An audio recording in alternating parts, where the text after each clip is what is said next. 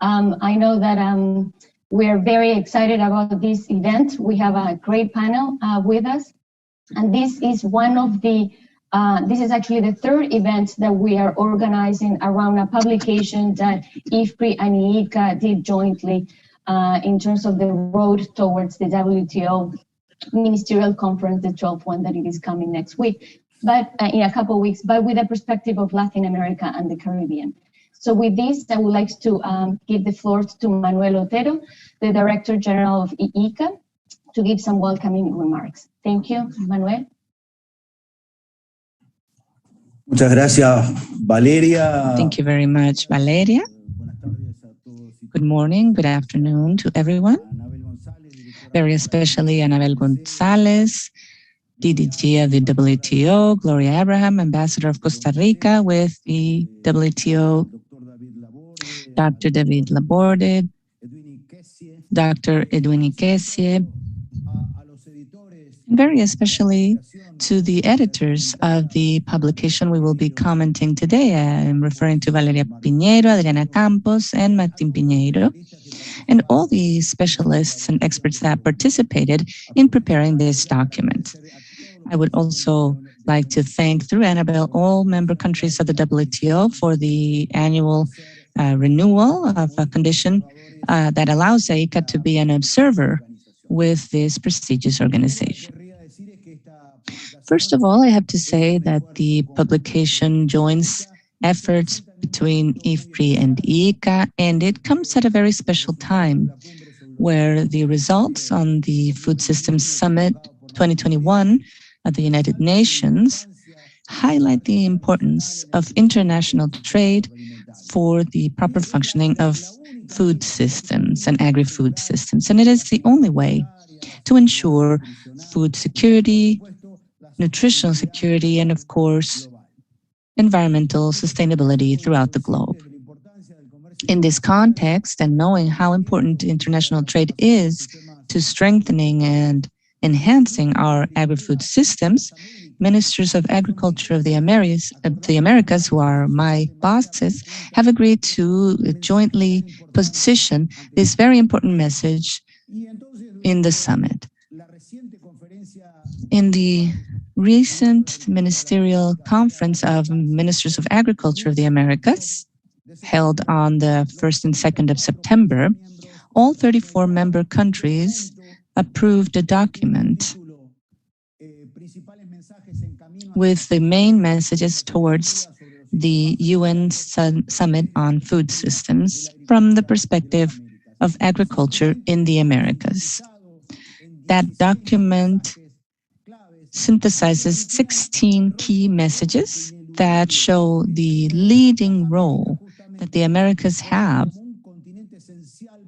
as a continent that is essential to help eradicate poverty, to ensure sustainability, nutrition, and to promote sustainable development strategies.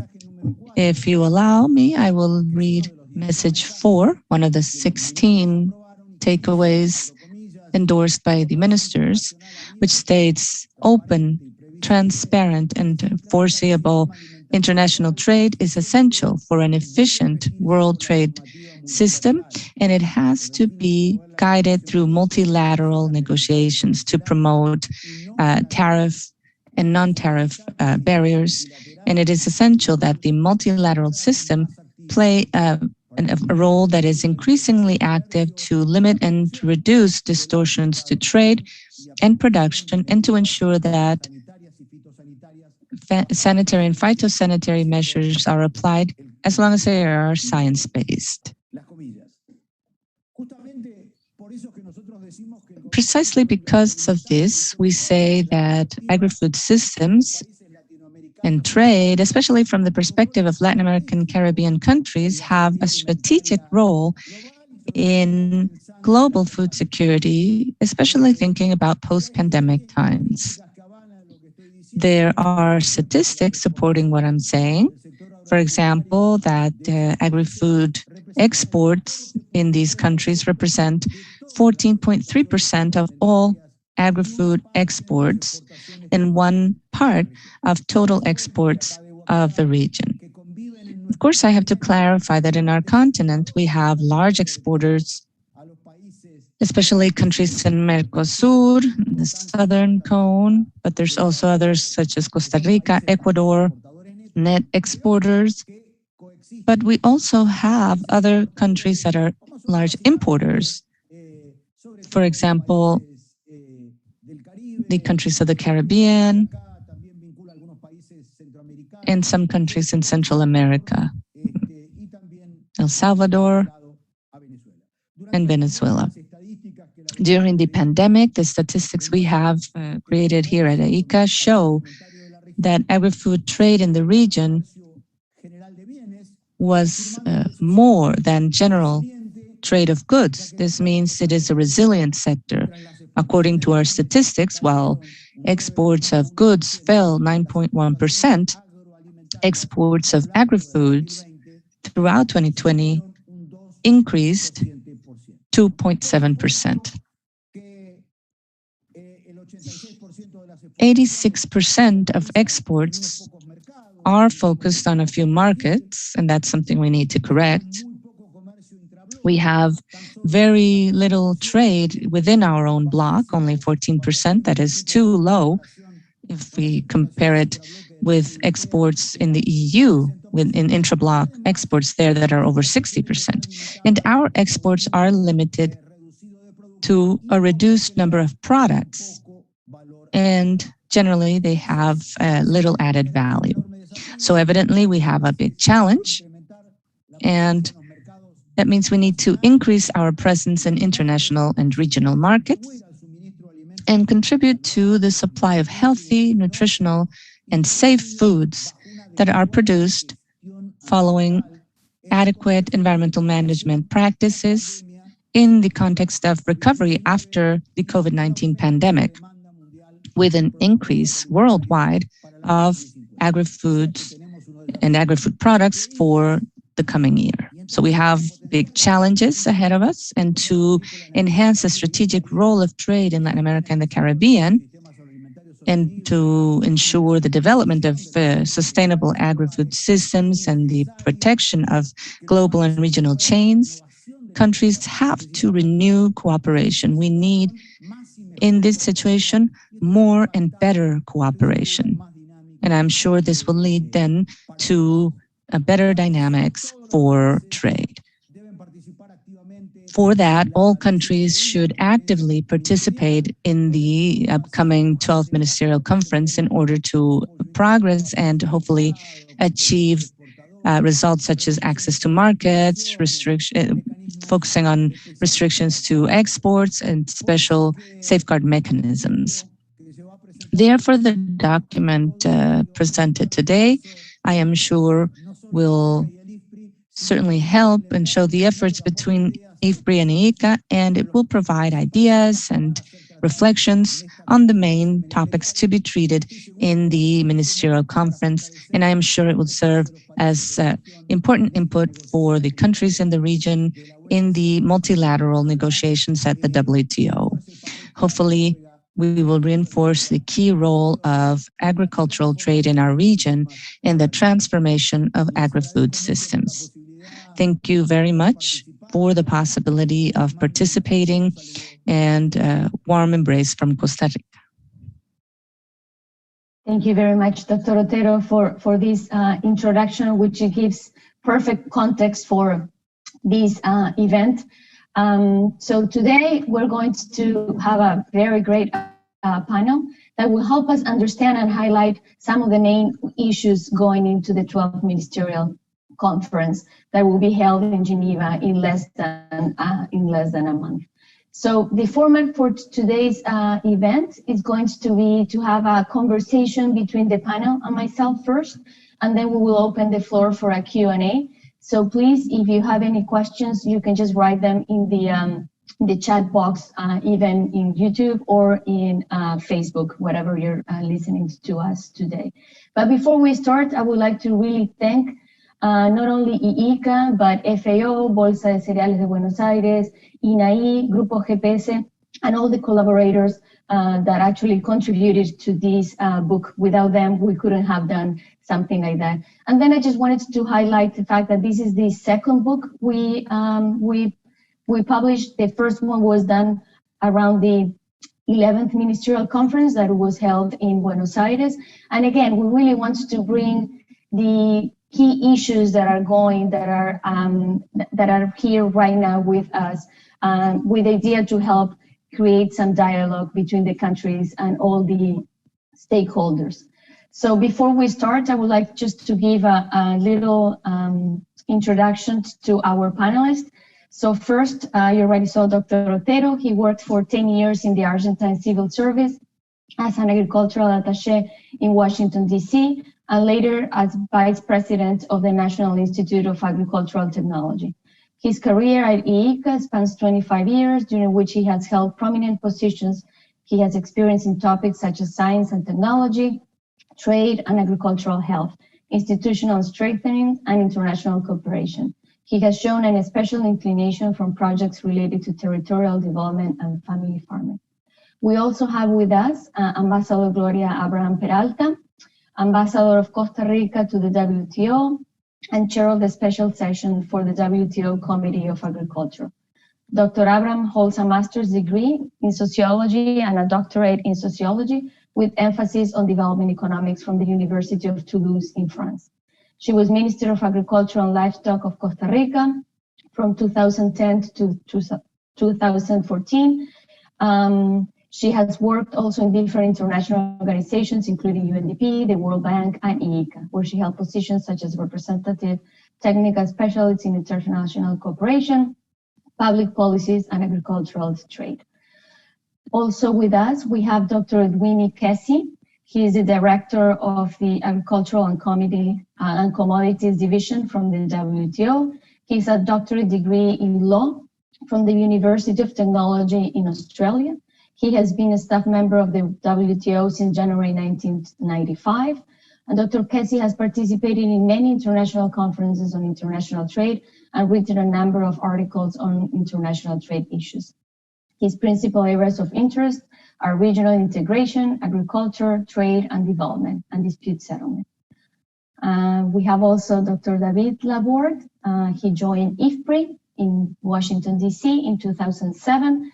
He is a senior research fellow in the Markets, Trade and Institution Division and a team leader on macroeconomics and trade for IFPRI. His research interests include globalization, international trade, measurement and modeling of protectionism, multilateralism, and regional trade liberalization, as well as environmental issues. Recently, he has been focusing on costing the roadmap to achieving the SDG 2 in a globalized context, while considering the role of goods, capital, and migration flows. He holds also a doctoral degree in economics from France. And then we will have Annabel Gonzalez. She will be giving us the closing remarks. And Ms. Gonzalez has served as WTO Deputy Director General since June of this year, 2021. She's a renowned global expert on trade, investment, and economic development, with a proven managerial track record in international organizations and the public sector. In government, Ms. Gonzalez served as Minister of Foreign Trade of Costa Rica, Special Ambassador and Chief Negotiator, Vice Minister of Trade and Director General for Trade Negotiations. She also worked as Director General of the Costa Rican Investment Promotion Agency, and more recently, Ms. Gonzalez has worked as a non-resident senior fellow with the Peterson Institute for International Economics. Ms. Gonzalez obtained her master's degree from Georgetown University Law Center. Well, thank you very much, but I really thought that it was very important to present the panelists to you. So again, the way we're going to organize this event is to have a Q&A with more than anything is a conversation with the panelists. And I would like to split it in two topics or two sections that will help us organize this event a little bit better.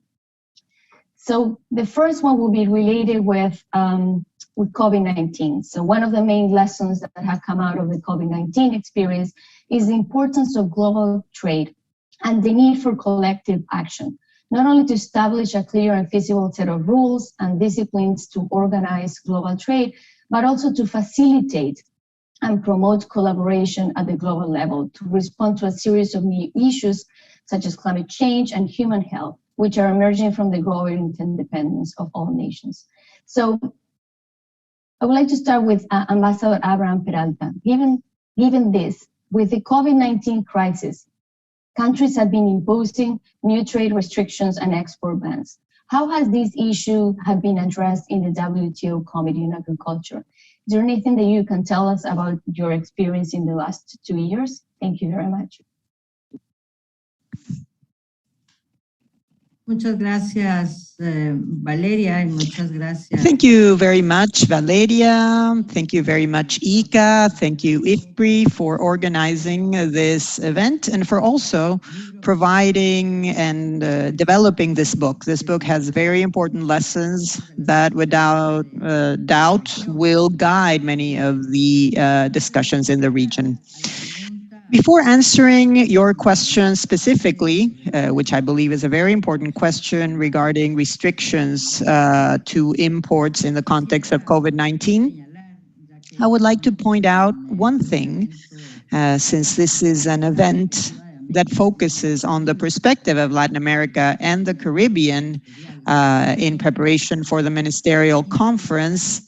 I would like to point out the important work that has been carried out by ambassadors and by delegates of Latin American countries in the process of the WTO, of negotiations, and the regular work, of course, of this organization. It has become very clear that they are the leaders of these processes. They are those who encourage the identification of the best paths to move forward. They are innovative in their positions. And I wanted to acknowledge their work because, as a matter of fact, I know IICA's work very well, and I know that many of these projects have been promoted and managed and spearheaded by IICA, thanks to the support given to the different countries. Now, moving on to the specific question that was asked regarding restrictions to imports adopted by different members of the WTO, particularly last year with the outbreak of the pandemic, it is important to point out a few things. It is true that Article 12 on the Agriculture Agreement establishes the conditions by which things need to be processed when there is an import to a restriction, and considering the particular restrictions that need to be considered. It is very important to mention the provisions that were adopted at the beginning of the pandemic, particularly between the months of March and June of 2020. These provisions generated an immediate concern, and they were like a warning sign for different members of the General Council. And there was a very timely response of the Secretariat with an analysis of what was actually being adopted as import restrictions, particularly in those areas that involved agri-food products. And on the other hand, also medical products, which were, of course, directly associated with the pandemic. With respect to import restrictions for agri-food products, these considerations and all of the documentations with the permanent follow-up that the Secretariat conducted and the support provided to the members allowed, I think, for a revision in many cases of whether the restrictions were being adopted within the framework of a major concern, of course, that was born at the beginning of the pandemic, but which over the months and after certain considerations indicated that these could create more difficulties rather than really defending the food security of the countries which had adopted these measures. And I think that very quickly they were dismounted.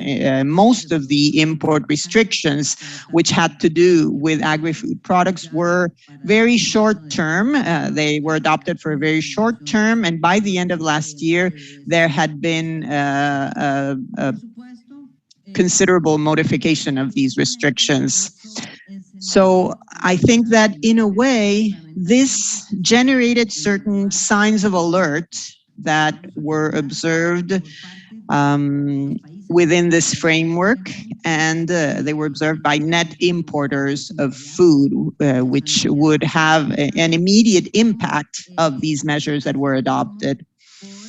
Furthermore, the least developed countries, of course, were those more at risk in terms of their food security. There were other issues, and I do believe that these issues continue to be present or observed, which is the good functioning of global supply chains in terms of logistics, supply, these bottlenecks that have been observed, and which have to do not just with possible restrictions to imports, but also with the correct application of the trade facilitation agreement. This is because clearly we have been able to identify a strong impact on food prices. There has been an increase in those prices, and on the other hand, we have seen the consequences that are being observed in certain ports. We are seeing problems with containers in some marine ports around the world, which has also increased the prices of the transport of these products, and which will have an impact, of course, in the pockets of the consumers, yes, in the prices. I also believe that, as Dr. Otero said at the beginning, it's very important to mention the resilience of agri-food products and their impact on global food security. The truth is that the trade of agri-food products did not suffer major impacts during the pandemic, and this is something that needs to be highlighted. Many people around the world can obtain their food thanks to the trade of agri-food products. So any import restriction and any bottleneck that is added to the normal proceedings, of course, will have an immediate impact on those people who need these imports to be able to eat and supply their population.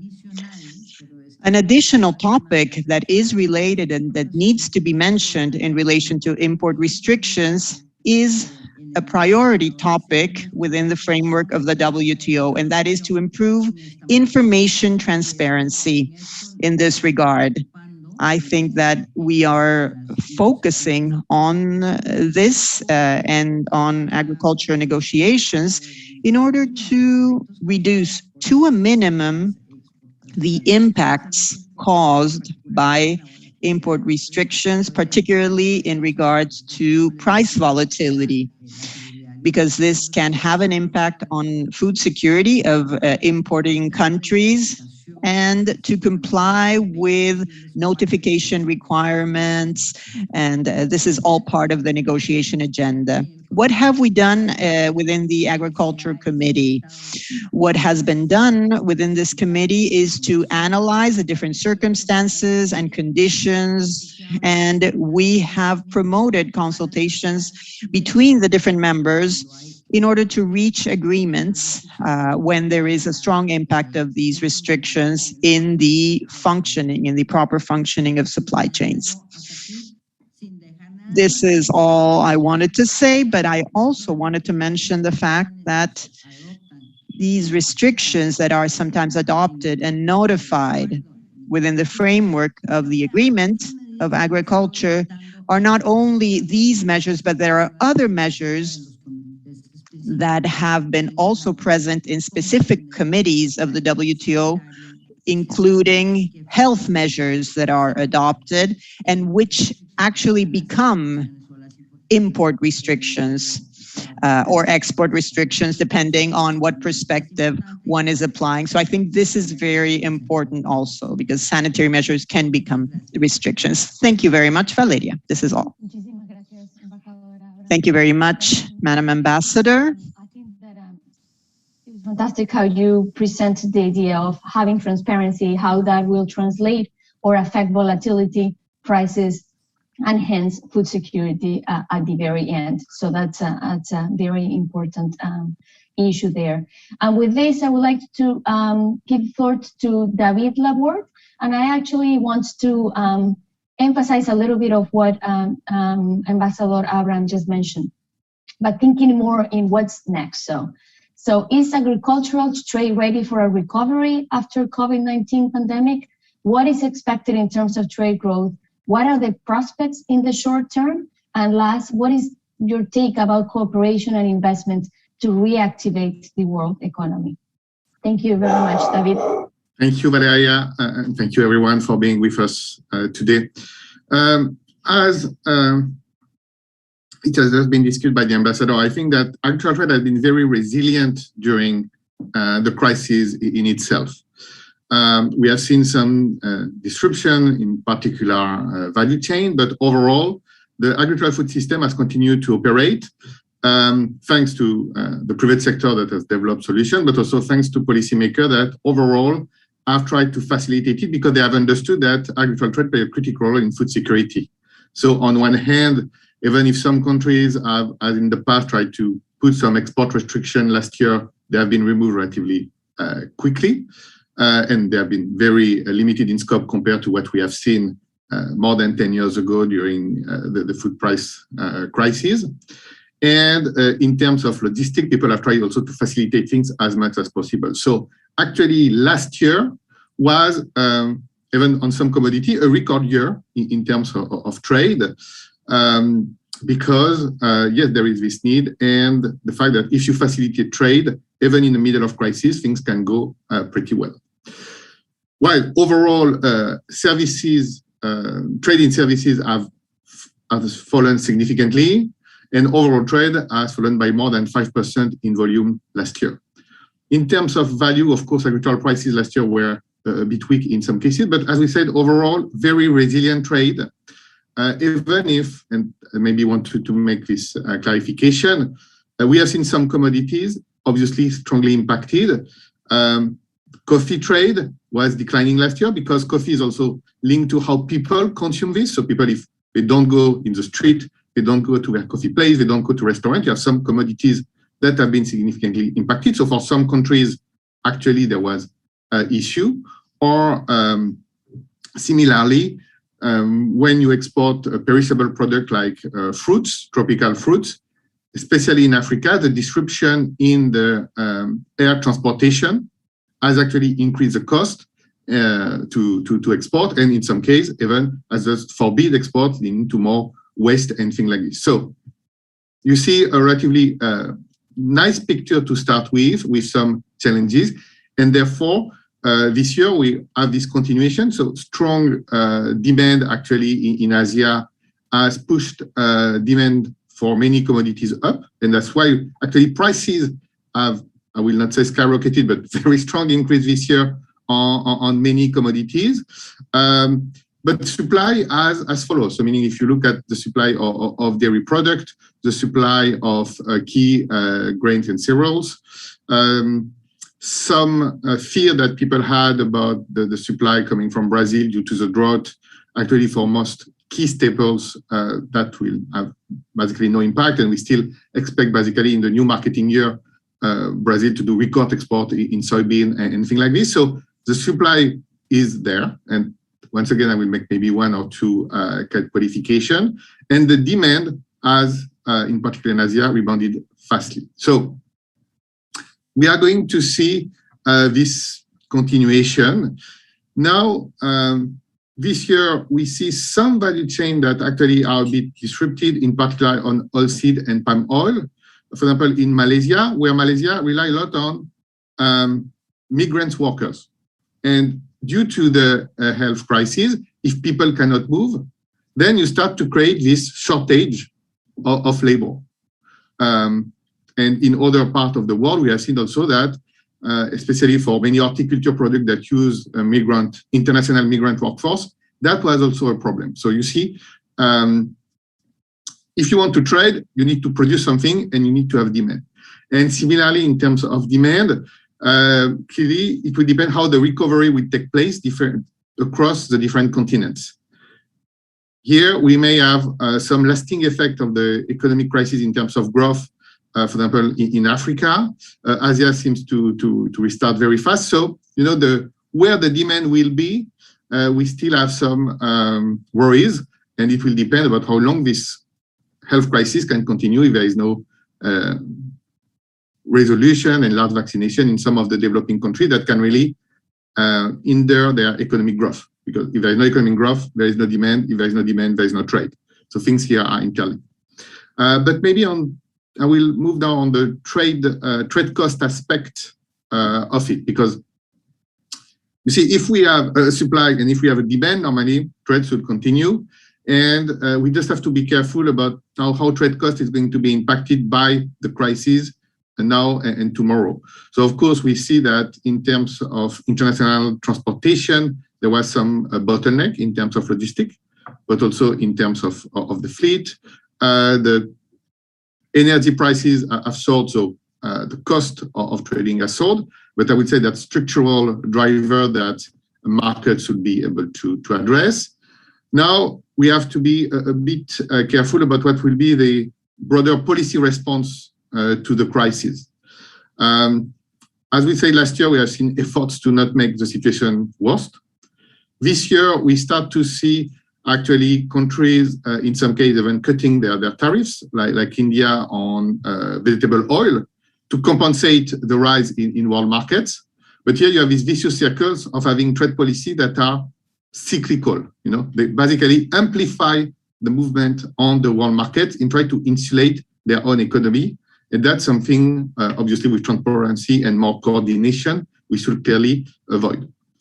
But my last point, and I will conclude on that, is we have to be very cautious about some of the discussion we have heard about all the crises have shown how the globalization has not worked, or we need to have more short value chain, and in some cases more self-sufficiency.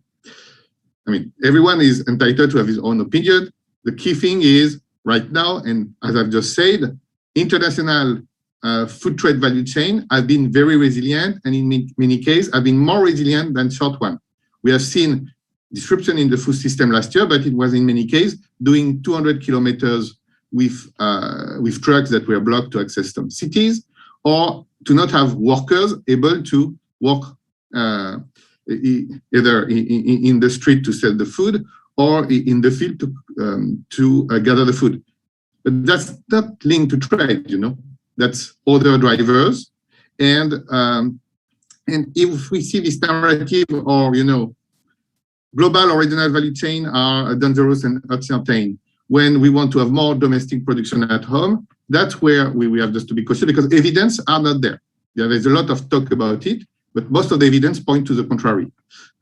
It's a small informal sector that have been much more disrupted than the large international one. So in one case, it means that we obviously need to do something for the small players and to help them getting more formality, getting more support, because there is livelihood of people at stake. But the response of saying, you know, the world markets are unsafe, that was not clear. So that's where I think also, you know, after each crisis, having a strong signal coming from the ministerial conference and the WTO, as we have seen, you know, more than 20 years ago when we initiated the Doha round in the wake of the September 11 crisis, and you say that the global community has to rebound together. That's what we hope, and transparency and making sure that the policy response in the coming years doesn't draw the wrong conclusion of the crisis will be key. Thank you. Thank you very much, David, to really highlighting how trade costs have been affected, and also what's going to be the future related also with trade costs, you know, looking at drivers and different policies that country has been or could implement. With this, I would like to move to Dr. Casey and see, you know, the Marrakesh Declaration and Agreement on which, of course, the WTO is founded begins with a recognition that trade should raise living standards, ensure full employment, pursue sustainable development, and protect and preserve the environment. So how do you see this in the current geopolitical context?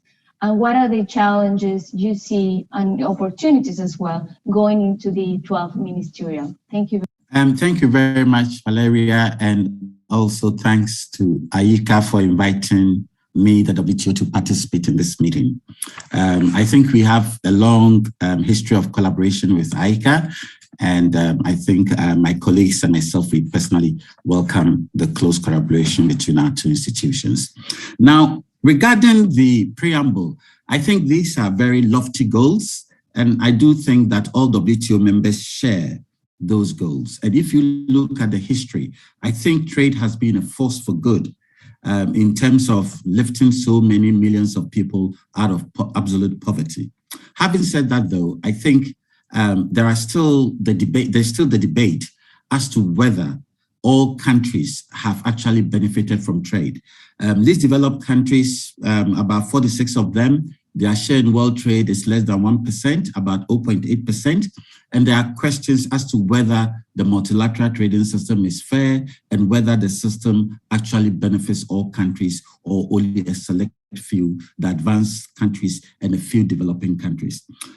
Apart from the general view that trade, actually, I think all WTO members ascribe to the view that trade is good, trade has raised living standards, but there are issues as to whether there is fairness. And I think this is reflected in some of the current difficulties that we have, because on the one hand, we have some members who believe that trade liberalization per se will trickle down, the benefits from trade will trickle down, and countries, whether least developed or not, would benefit. But that view is now being contested. But I think generally all WTO members believe that having a rules-based multilateral trading system is to the benefit of all countries. If we do not have a rules-based system, then countries will be worse off. But I think generally members do believe that the system can be improved to make it much more resilient, to ensure that all countries actually benefit from increased trade.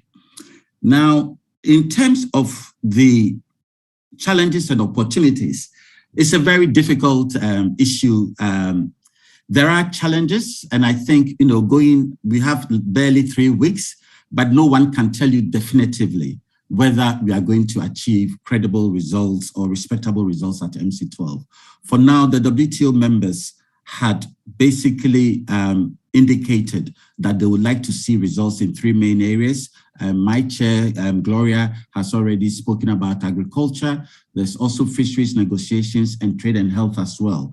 But the negotiations are quite fluid. As of today, nobody knows whether we would get results in these 3 areas, but members are working very hard as we speak to try to narrow the gaps in the position so that we can have results in these 3 areas. However, there are also other issues in terms of environment, trade and gender, the plurilateral agreements.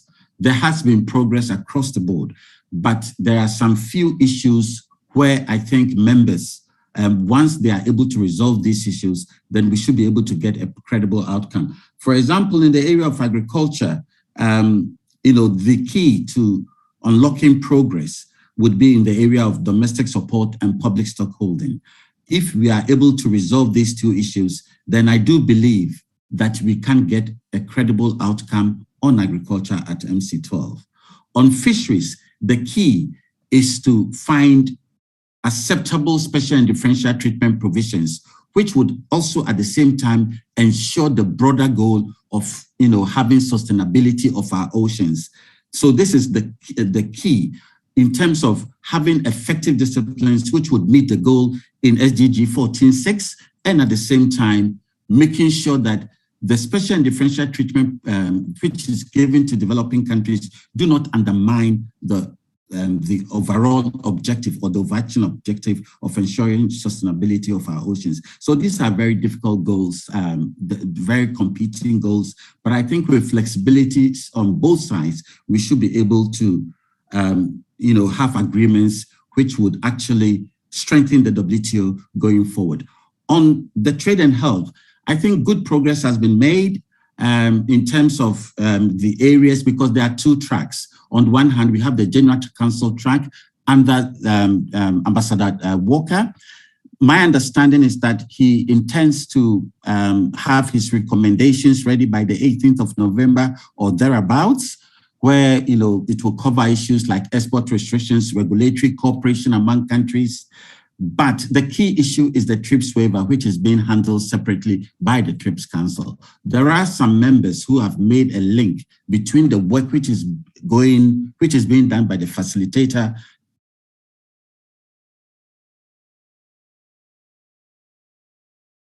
I think I'm now back on. If there is no progress on the TRIPS waiver, then it will be difficult for us to have a decision on trade and health.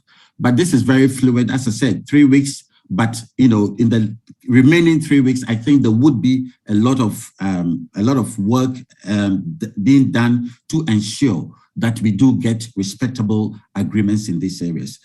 It is an opportunity for WTO members, considering that for the past 20 or 25 years, the WTO has not been able to achieve any substantive agreements, apart from the Trade Facilitation Agreement in 2013 and the Nairobi decision to eliminate all forms of export subsidies in the area of agriculture. The organization hasn't been able to achieve any credible results. So having agreements in these three areas, and as I mentioned, there are also other issues, notwithstanding the fact that the overwhelming focus is on these three areas. There are issues such as special and differential treatment, restoring the two-tier dispute settlement system, trade and gender. We have the plurilateral agreements, domestic regulation, which is almost done, on e-commerce, on investment facilitation. So MC12 generally presents an opportunity for the organization as a whole and for the members to ensure that we do have a vibrant multilateral trading system. The challenges are there. I mean, no doubt, as I said, normally 3 weeks, we should have a very clear idea by now what the possible landing zones are, but nobody can tell you definitively where we are. So there are challenges, but I do hope that by the end of next week or the following week, we should have some movement towards possible convergences in all the areas. And I do hope that the members have all benefited from the rules-based multilateral trading system, and they will make the necessary compromises, which will strengthen the WTO going forward. So I think I'll just stop here for now. Thank you, Valeria. Thank you very much, Dr. Casey. And actually, thank you very much, because you really brought into the next set of interventions that I would like you to ask you a couple of things. And this is under the context of trade in agricultural products is an important factor in improving the global food system.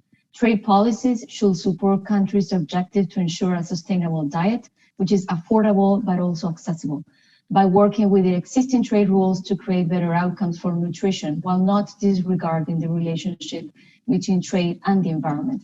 So achieving concrete benefits will depend on imposing new and urgent demands for effective cooperation among countries, with the inclusion of the private sector as well. So with this, I would like to start also with Ambassador Abraham Peralta. I would like to see what's your take on, we all know that trade is essential to a functioning global economy, but we must ask ourselves, how do we improve trade rules to protect our planet and address widening inequality and increasing economic insecurity? What progress can be made in the immediate future in incorporating environmental issues into negotiations related to the environmental concerns? Ambassador? Sí, gracias, Valeria. Thank you, Valeria. It's a very important issue, and that is the new topic. It's a new topic now at the WTO, anything related to sustainability. It is true that the WTO has a specific committee to cover environmental issues, and it's also true that in the preamble to the Marrakesh Agreement of the WTO, there's a mention of sustainability.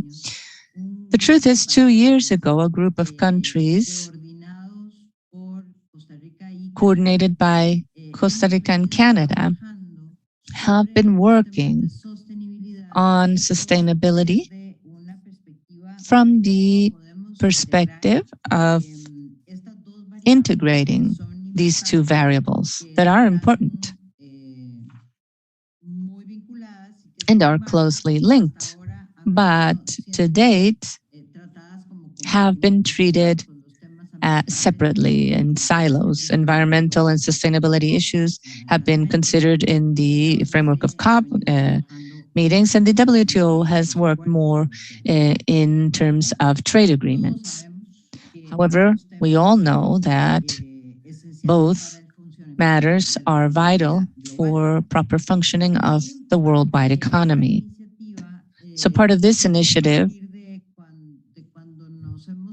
which began when we started asking ourselves how we can improve trade rules to protect our planet, to address growing economic insecurity and inequality, and what progress can be made in the immediate future by incorporating environmental matters into negotiations related to trade. So there is an effort that has been going on for 2 years now, and based on that, there's the initiative on structured debate on trade and sustainability and environmental sustainability. These have achieved 55 sponsors now, and we can see that in the co-sponsors, the initiative is developed by a group of countries that are very interested in the topics and in principle supported by the EU. However, in recent weeks, we have had this accession of China and the United States as well. This allows us to think that there is now a global concern, a global approach to incorporating sustainability matters in trade. So what are we looking for? What do we expect? We'd like to create a platform, a space for members to debate these cross-cutting issues from a perspective of trade policy, working jointly to be part of solutions to climate change, for example. Some of the areas are facilitation to environmental goods and services. There's an initiative to negotiate these. The supply chain of resilient and sustainable products, circular economy, bioeconomy, sustainable agriculture, and others. This is a very enriching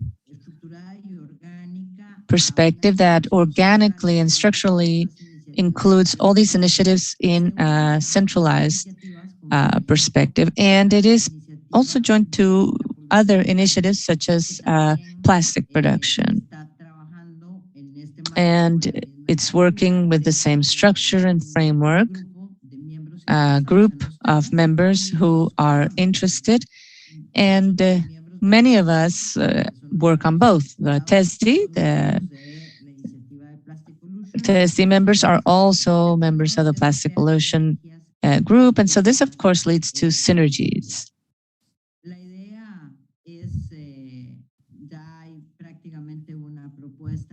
We practically have a draft declaration, stabilized, as you would say, at the WTO, and we've already had the adherence of these past 2 countries I've mentioned, and the idea is that in the 12th Ministerial Conference, we can present this as an initiative that can enrich and be part of the plurilateral agreements where countries find a legal way to work together when there is agreement in terms of perspective. So yes, it is on the agenda.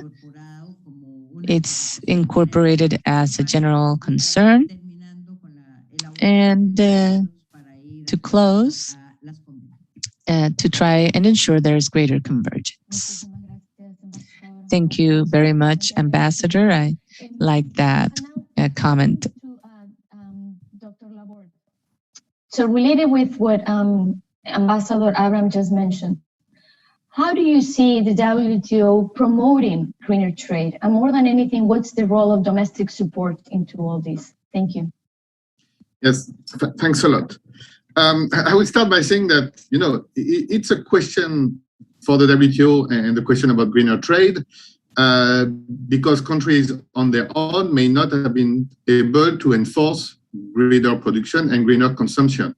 If we had sustainable pattern in terms of production and consumption, we will not care about making trade greener. It will just connecting to green system and will not make things worse. This being said, actually, and that's where the role of the WTO starts to appear, is when countries do not agree about what sustainable means. And when they implement rules and incentives on their own, then can lead to contrasted consequences, I will say. So, of course, we have seen this number of discussion about standard, potentially some SPS things, even if SPS are not directly linked to sustainability, at least, some mode of production can have consequences in terms of use of input and GHG. But that's the first key question, do your rules and incentive in your country will not basically provide not the right incentive for my own producers or for my own consumers. So I think clearly there is this role of making sure that we use science-based guidelines to define this incentive in each country, and when we have differences of view, that we can deal with it at the WTO. And of course, having an appellate body operational is so critical to the whole system that I'm just saying that, without it, we have not a lot to discuss, unfortunately, for the future. Now, a big part of the incentive today that farmers have come from domestic support and subsidies provided by government. As of today, a lot of these subsidies are not very environmentally friendly, both in developed and in developing countries. They were mainly either there to support farmer income or just to produce more. And how we produce was not really properly addressed. So clearly, I think that governments that use taxpayer money want to make the use of this money more consistent with what the society wants, and the society wants a more sustainable model. Therefore, we are going to see some of this repurposing or reallocation of fiscal resources, potentially even scaling up, because we still want, to provide a healthy diet for our population in a sustainable way, and therefore also at an affordable price for consumers. So obviously, support from government will be needed to mitigate any problem on food price increase or purely cost of production. But how it's going to take place, that is where we are going to require, I think in some cases, an update of the discipline we have on domestic support, and a better definition of what can be, eligible to some exemption or not.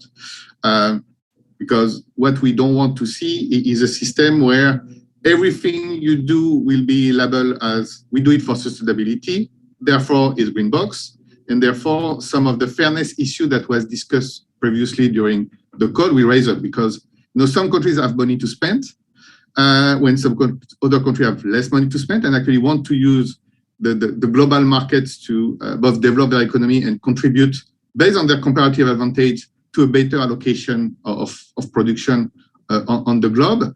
And without some level of discipline, that's not going to happen properly. As we have seen on some of the renewable energy discussion and renewable energy subsidies, where just to say that you want to promote renewable energy, you are just focusing on your own producers, even if, the energy balance or the greenhouse gas emission balance of your own producers were not great. Or if at the end you were promoting a domestic solution that have a very high cost for your consumer and basically low adoption. So yes, I mean that the WTO is going to be a contributor to this debate, but it's not the engine of making the world more sustainable. It's first of all domestic policy and domestic behavior, both on the supply and consumer side. But we want to make sure that the choices made by one country doesn't counteract the action of another country. And therefore, through the transparency discussion that is so important, but also through the, I would say, the litigation pathway to make sure that rules will be enforceable. And last but not least, that we adapt the rule, especially on domestic support, to make this transition possible, but not also a free check for all bad habits that some policymaker may want to develop. That will be key. Maybe my last remark and link to my previous intervention is the crisis has shown that there is one sector that was a bit weak, was airline sectors that also has a very strong DAG footprint, and today is not really well priced. And that may change, in the future. So depending how this cost of air transportation is going to evolve, especially if we want to include airlines in proper carbon markets, or at least in a proper way to price for the carbon they use, that can impact some of the specialization that some countries have, some of the value chain they want to invest in. And I think a better visibility for the private sector on that will be important. Because if you are a small, either insular economy or a small landlocked country, and you receive incentives to do horticulture to deliver to the US or the EU markets, but your lifeline with these markets are airline transportation, and tomorrow the cost will be double because we want to make sure that carbon is properly priced. That will be a challenge. That's not directly discussion in agriculture, but we have seen that from time to time, this question of carbon markets are kicking in. And knowing that overall, if we don't manage to act in a coordinated way, then we are going to see this discussion on carbon tax border adjustment coming in, and then the situation can become nasty very quickly, I think. Thank you very much, David. Very, very, very clear. And this actually connects very well with one topic that we haven't really mentioned, but Dr. Casey mentioned it in his first intervention. And this relates with plurilateral agreements. So I would like to bring back to that, Dr. Casey, and ask you, so how the WTO sees plurilateral agreements and what should be done to advance their full incorporation into the negotiations? But more than anything is, do you think that it could be a path taken to deal with trade and climate? Thank you. Thank you, Valeria, for the questions. I'll deal with the first part, how the WTO sees plurilateral. Unfortunately, I'll say that there is no uniform view among the membership. There are those who believe that the future of the WTO, the credibility, very much depends on how the WTO embraces plurilateral agreements. We have seen that in the area of domestic regulation, 65 countries, the agreement has been more or less concluded not record time, but they have made substantive progress, and the agreement is on the verge of just being finished or being concluded. So there are those who strongly believe that increasingly it has become very difficult for agreements to be reached among the 164 members. So it should be made easier in the WTO for plurilateral agreements to be concluded. However, on the other side, there are those who also believe that as a multilateral institution, the WTO shouldn't be in the business of promoting plurilateral agreements. So there is this deep divide. And even for domestic regulation and for investment facilitation for e-commerce, there are certain members, India, South Africa in particular, who are of the view that, you would need the consent of members even to initiate plurilateral agreements. And if the negotiations should be concluded, you would also need the consent of the entire membership before the agreements can be incorporated into the WTO. With respect to domestic regulation, it would appear that the participating countries, 65 of them, believe that they can incorporate the results in their schedules. But that view is not shared by India and South Africa, but that is the approach which the countries have adopted. But in the context of e-commerce and investment facilitation, it would appear that since there are new agreements, there should be Annex 4 agreements, in which case the consent of all the other members may be needed, and that may not be forthcoming. So as part of the WTO reform, a group of members, mainly European Union and Brazil, would like to table, I understand they will be tabling a proposal with the view to making it easier for plurilateral agreements to be concluded at the WTO. But as I pointed out, there's bound to be opposition to that among some members who, as I said, believe that if we were to take the plurilateral route, it will create a two-tier system, something that countries basically tried to work very hard during the Uruguay round because of the Tokyo round, where you had all the Tokyo round codes, which were not binding on all the membership, on all the members, except those who accepted them. So a number of countries believe that the plurilateral approach will be a throwback to the Uruguay round, to the Tokyo round, and there is that opposite. So it depends. I think at the end of the day, the whole idea is that if countries are not yet ready, then if we have plurilateral agreements, it should be easier for any member which is not ready to join subsequently. And if the results of any plurilateral can be multilateralized, that would make it easier, or that can be reassuring. So as I said, I expect that this issue would be addressed. The proposal, as I said, hasn't yet been tabled, but there's talk that it will be tabled. And the idea would be to simplify the process to make it easier for plurilateral agreements to be concluded and incorporated into the WTO legal architecture. Now on trade and climate, certainly, as Gloria mentioned, Costa Rica and Canada have been leading the effort. I think she said 55 countries. It would appear that it may be a pointer to the future, but in the case of trade and climate, as we have all seen, for the agreement to be effective, it has to be signed on by all the members. If you have a plurilateral agreement and exclude some major polluters, for example, the efficacy of that agreement can be questioned. So I think ideally, if we can get all WTO members to sign on to that, I think that would be very effective. But as an initial step, I think it would be a good idea, as David Laborde mentioned. I think at the heart of it, I think all countries do accept that protection of the environment, climate change is very important. We have seen what's going on in Glasgow, small countries. I worked in the Pacific, for example, and I see how passionate Pacific countries are about climate change because a number of the islands are on the verge of disappearing. So all countries do note or do accept that at some point we need to deal with trade and climate change.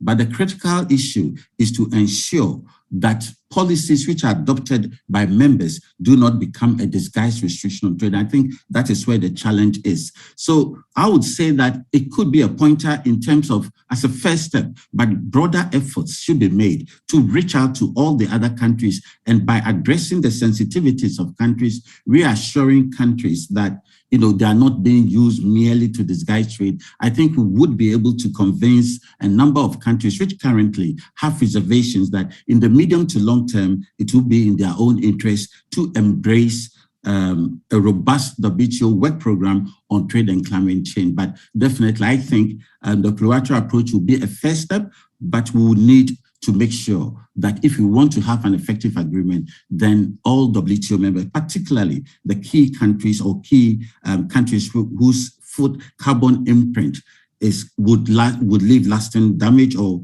could have much more ramifications if they join. I think that would be what I think we need in order to ensure that trade remains supportive of climate change and vice versa. Thank you very much.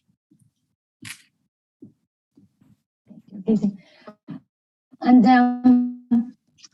so I would like just to mention one thing. This year has been a very important one in terms of the global agenda with the UN Food System Summit the COP26, and of course at the ministerial that it is coming up. So all of you have mentioned some of these 3 events in your interventions, but I would like to ask you if you can give me in 1 minute, so just one idea in terms of how do you see the connection between these 3 events, and more than anything, how do you think that what had already happened in the Food Summit and COP26, how this is affecting the negotiations related with agricultural trade going into the ministerial? So Ambassador Abraham, I don't know if you want to start. Thank you so much. And again, it's just 1 minute, just one idea, first one that comes to your mind. Thank you.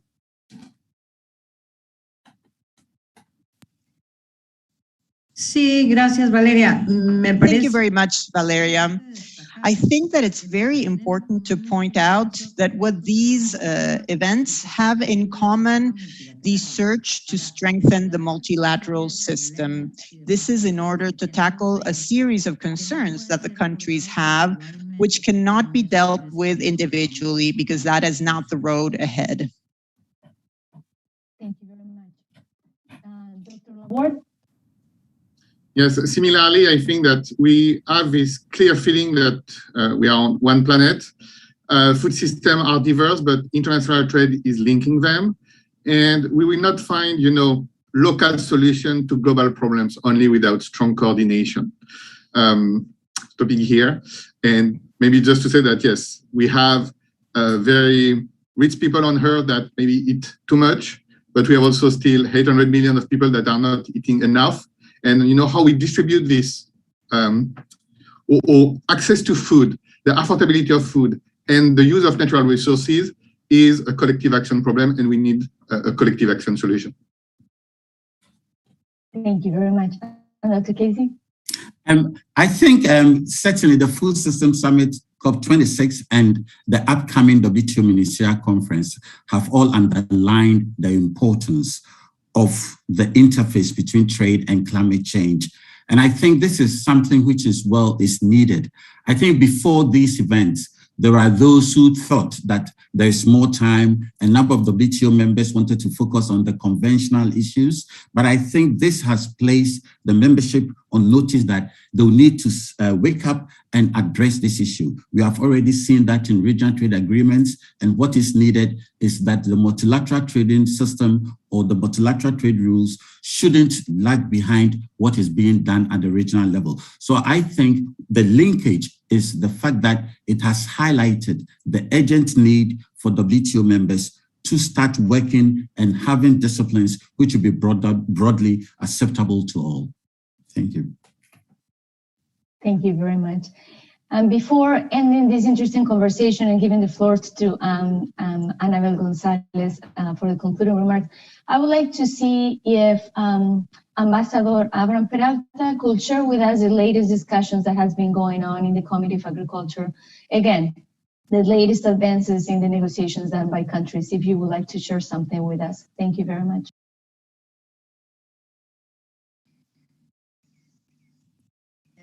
Muchas gracias. Thank you very much. Well, it is definitely a complex road ahead, and all of the negotiations that have taken place within the Agriculture Committee are complex. Of course, we are 25 years behind in complying with the mandate that resulted from the Uruguay round, which focused on further developing the reform process and which required negotiation as of the year 2000. However, I must say that, and despite the fact that this is difficult, there is a strong commitment by the countries. There is a strong interest as well. In the last few weeks, it has become very clear based on different elements. It has become very clear that the countries are working hard to make proposals and to find that common ground in the midst of such divergent positions. Of course, some issues are more complex than others, but I do believe that the spirit that exists in many different countries And here I would like to emphasize the participation of Latin American countries as a very strong and diligent participation, especially when it comes to building possible consensus. So once again, this is not easy. And we are talking about agriculture, but as a matter of fact, we are talking about 8 very complex issues. Some of them clearly show significant progress and are reaching its conclusion, but others require other issues, domestic support, and other issues as well, which are the most complex ones. Thank you. Thank you very much, Madam Ambassador. And with this, I would like to give the floor to Anabel Gonzalez. Anabel, welcome. Thank you.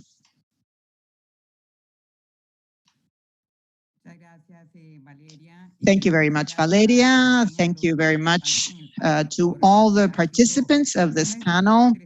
This has been a very interesting and rich discussion on the role of trade and the next ministerial conference to support the economic development of the member countries. As was pointed out, I think that it's very important to point out that trade has remained strong in a world that was hit hard by the pandemic, was also affected by political confrontation, technological changes, and even the temporary blockage of the Suez Canal. There was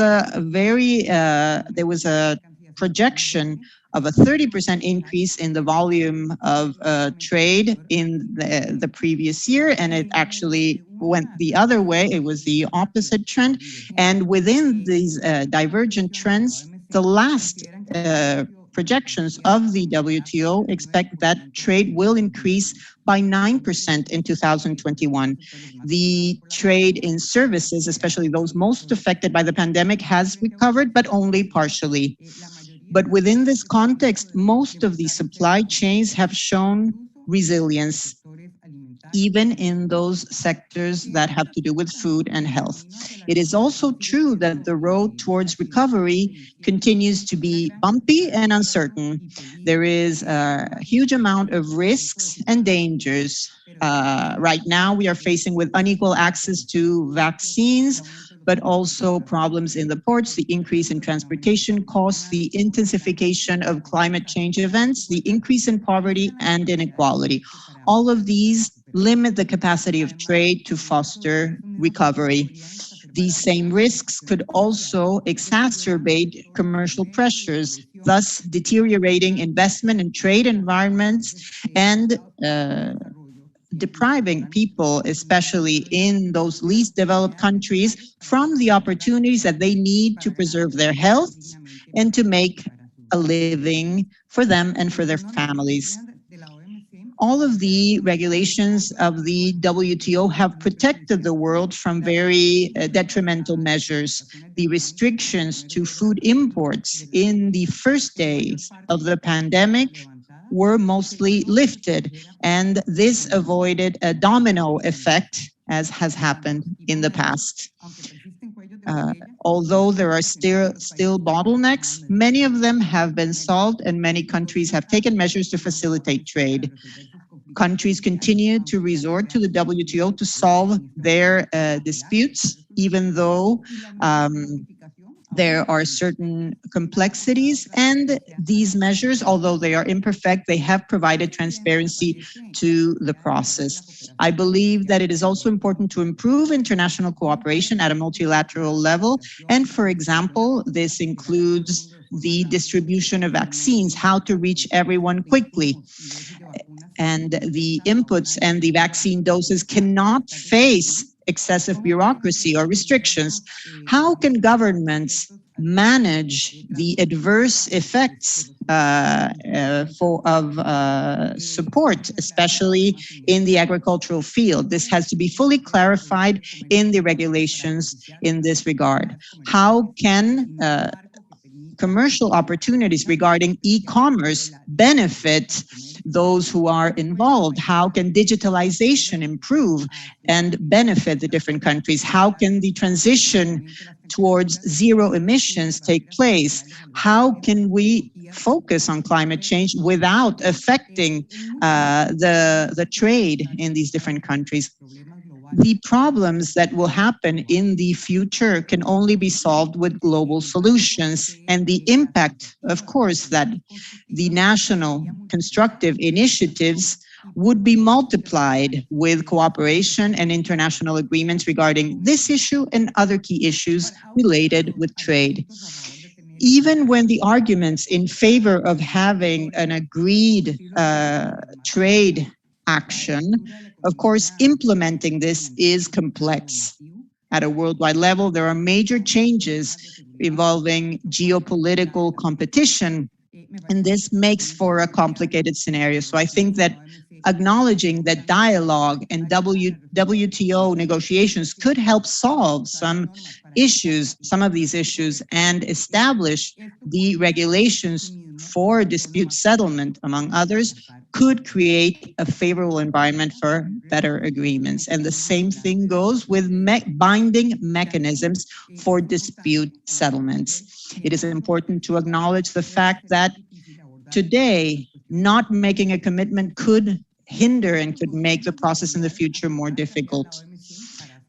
The governments need to continue to work to make the WTO more relevant in the future, increasingly more relevant. And it's important to take into account, of course, and put those who are more at a disadvantage at the center of discussions. I would like to point out the role of Latin American countries because they are playing a very important and constructive role, contributing not just from an institutional perspective to preside over a series of committees like Ambassador Abraham, but also the presentation of proposals in a large number of areas. This also involves creativity and flexibility of all members. For example, if we cannot work everyone together, negotiations should take place among those who are willing to engage in those negotiations. And work needs to be done, for example, with other organizations like IICA or IFPRI to be able to discuss interesting proposals. Our leader, our director, Dr. Iguala, has supported us in engaging in new negotiations with relevant actors, including the private sector, in order to coordinate, for example, access to vaccines. The conclusion is very clear. Only governments can make the WTO work better. Finally, it is very important to know that at a worldwide level, this is an essential instrument to help the world move towards a better place. But it is true that it is also not enough. We need internal measures in the countries so that everyone can benefit from 21st century trade. It is also important to promote multilateral and multilateralism as a whole. We can always, of course, find reasons not to move forward. But in another context, I can mention Gandhi and quote him while he said that when there were difficulties, faith moved faster than reason. And so I think that my faith is in all of you. Thank you very much. And with this, I would like to, first of all, close this with an announcement that the actual book will be available at the EECA and IFPRI websites this coming Friday, and then we will have the printed copy as well, hopefully for the actual ministerial conference. And with this, I would like to thank, first of all the authors and collaborators from this book, that again, without them, we couldn't have done this. I would like also to thank all the institutions that gave us their support, including the WTO. And all of you panelists, thank you so much for being here today. And thank you everyone that has been listening to us and joining this discussion and conversation. So with this, I would like to close it. And again, thanks a lot.